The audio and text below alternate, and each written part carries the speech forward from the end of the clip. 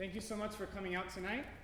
We know that there are many options for you on a Saturday evening, but we're glad that you chose to spend this evening with us. The piece you just heard is J.S. Bach's Sonata in G minor for flute and harpsichord.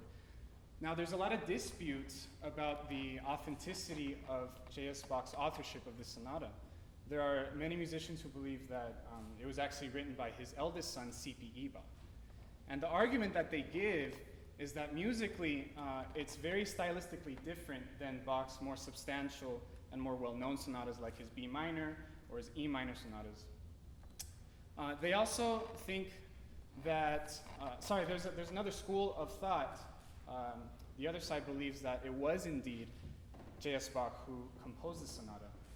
Their biggest argument is that this sonata actually shows up in manuscripts that contain J.S. Bach's other sonatas, like the E-flat major sonata, which we know for sure that it was from him.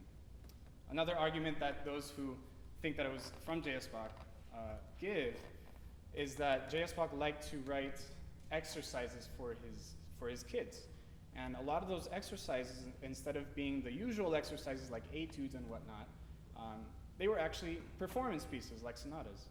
And so they argue that this was just one of his many exercises that he wrote for his kids, and therefore it was maybe not as substantial as his more well-known sonatas. In either case, it is a great jewel of the flute repertoire, and it's very enjoyable to play. The next piece you're going to be hearing in the program is Telemann's Fantasia No. 3 in B minor. Now, Telemann was a very innovative composer. He was a man ahead of his time. He actually wrote this Fantasia as a part of 12 Fantasias for solo flute without accompaniment. And those 12 Fantasias were themselves a part of a collection of 3 sets of Fantasias for solo instruments, the other 2 being for violin unaccompanied, and the other one for viola da gamba, which that one was actually just recently discovered in 2015. Now, at the time, it was not typical to write for solo melody instrument, which is why he was ahead of his time.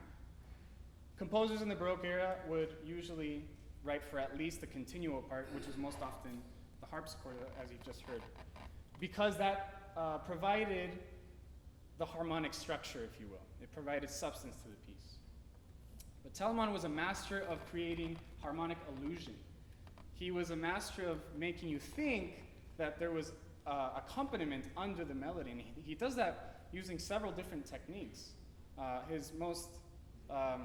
The one he uses most often is he does leaps, sometimes even more than an octave, so that the lower notes give you the sense that there's an underlying accompaniment, and the upper notes are the melody. In several of his other fantasias, you can actually hear a 3-part fugue, and you ask, well, how can you write a fugue for a single line? Telemann did it.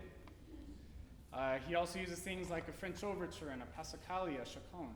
So Telemann was truly a master of this area.